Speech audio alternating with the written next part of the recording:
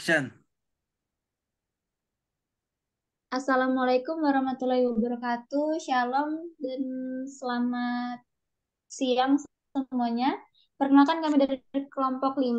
Di sini kami akan menjelaskan tentang korosi erosi.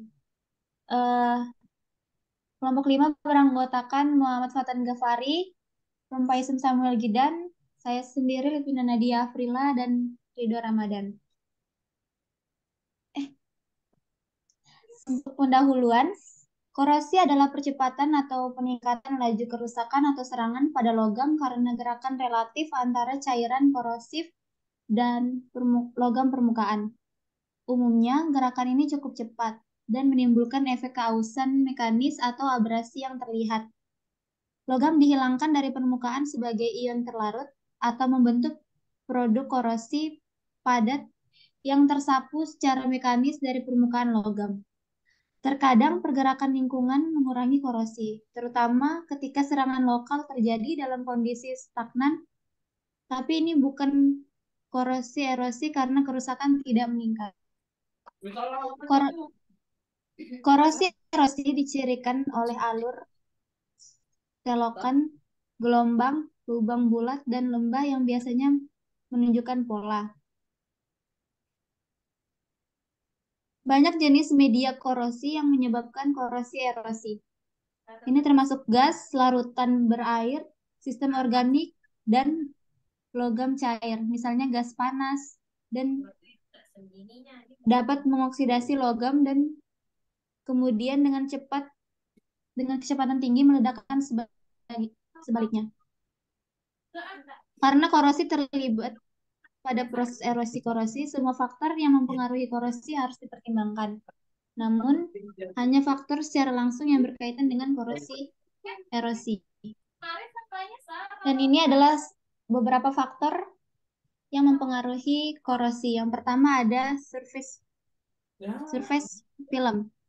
Sifat film pelindung ini bentuk pada beberapa logam atau atau paduan yang sangat penting dari sudut ketahanan terhadap korosi erosi. Kemampuan film ini melindungi logam tergantung pada kecepatan atau kemudahan yang mereka bentuk ketika awalnya terkena lingkungan.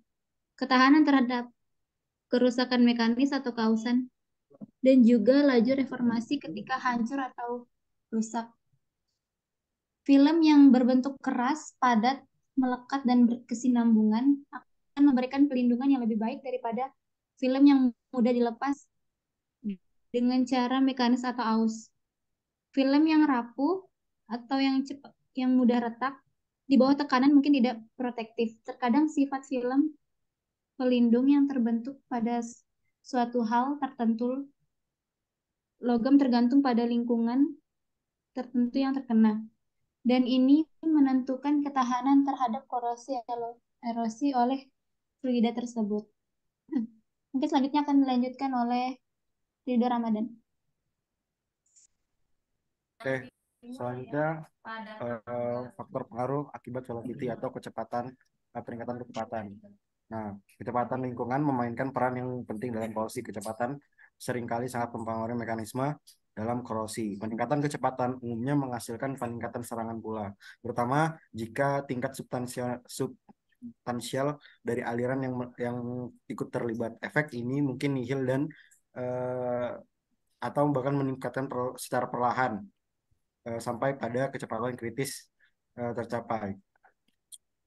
Pada tabel di sebelah kanan itu adalah tabel yang memperlihatkan efek dari eh, kecepatan reaksi terhadap serangan atau kerusakan pada satuan feet per second.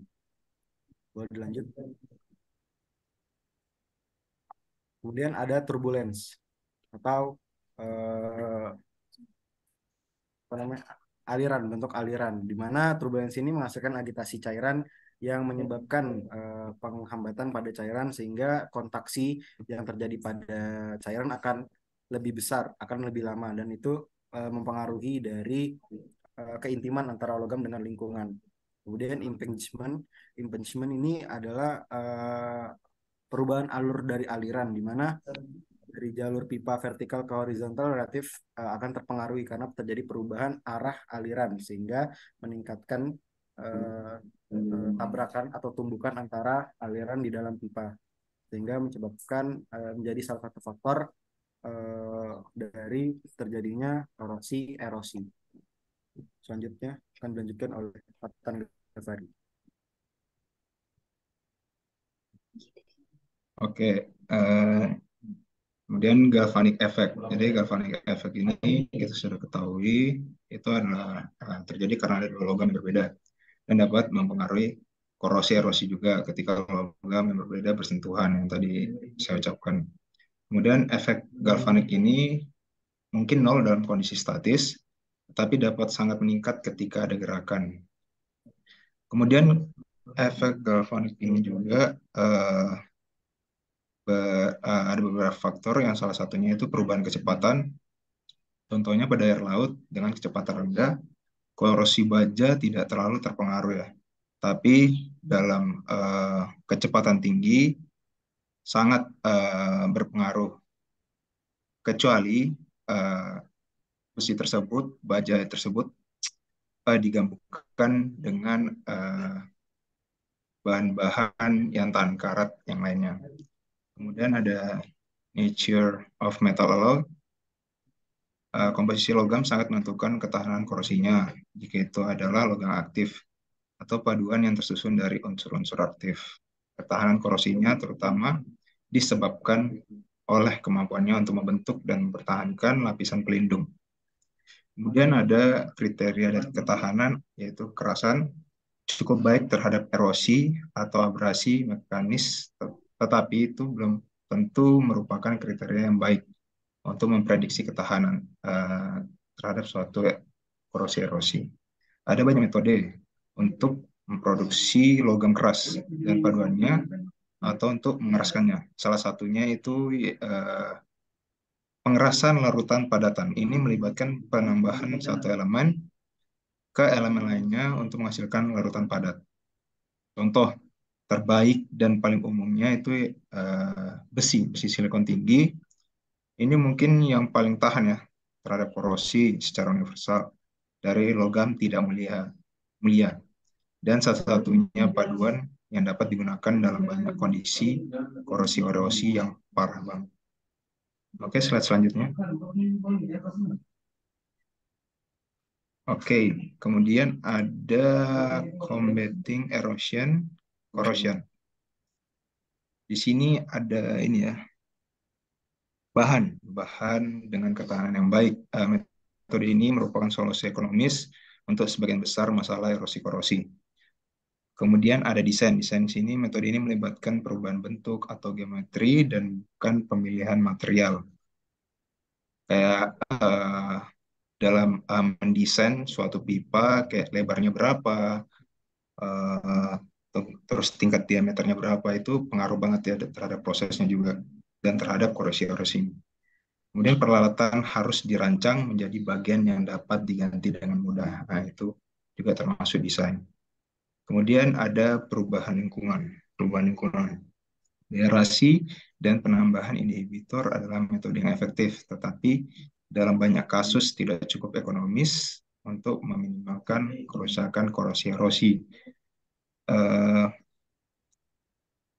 Jadi ada beberapa juga yang maksimal ya dalam pemakaian untuk mencegah perubahan lingkungan ini, yaitu metode settling dan filtrasi. Sangat membantu dalam menghilangkan padatan.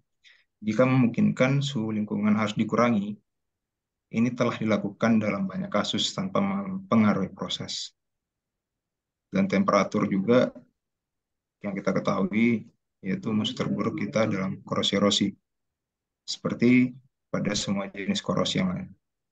Kemudian ada coating.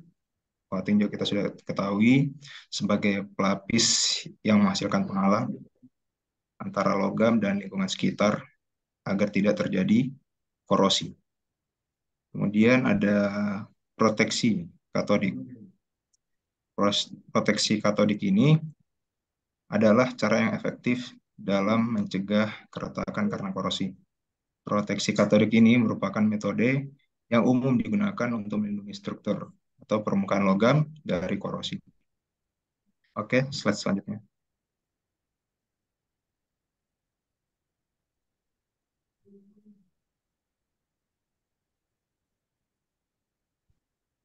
Oke, selanjutnya adalah cavitation damage yang disebabkan oleh korosi erosi itu sendiri.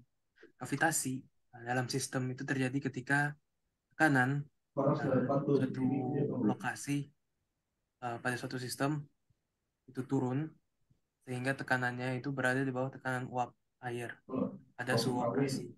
Nah, perbedaan tekanan ini menimbulkan gelembung uap yang kemudian gelembung uap yang dihasilkan kemudian diangkut ke aliran terbawa. Nah, kemudian saat gelembung uap ini menemukan tempat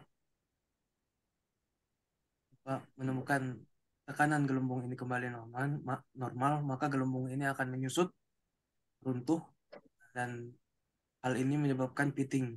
Nah, ini akan menimbulkan erosi sehingga merusak sistem.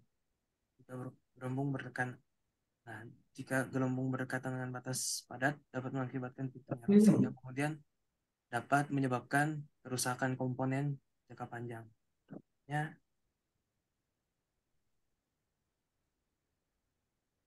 ini adalah corrosion testing. Sifat serangan dari korosi erosi dapat bervariasi sesuai dengan keadaan geometri dan area. Oleh karena itu, hasil pengujian harus selalu diperiksa dengan hati-hati. Metode yang paling umum digunakan adalah peralatan silinder dan disk berputar atau mudah untuk diatur dan menghasilkan kondisi yang mudah dievaluasi. Penggunaan besar pelampiasan jet dan sel aliran pipa yang sebenarnya digunakan akan lebih akurat dan memsimulasikan kondisi aliran turbulen dan lingkungan di fase. Sekian dari saya kembalikan ke Nadia.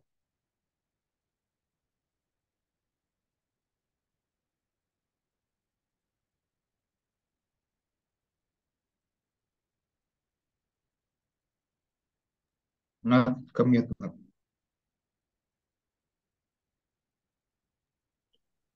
Oke, sekian dari kelompok kami. Kurang lebihnya mohon maaf. Jika ada pertanyaan, silahkan dituliskan di kolom komentar. Kami akhiri.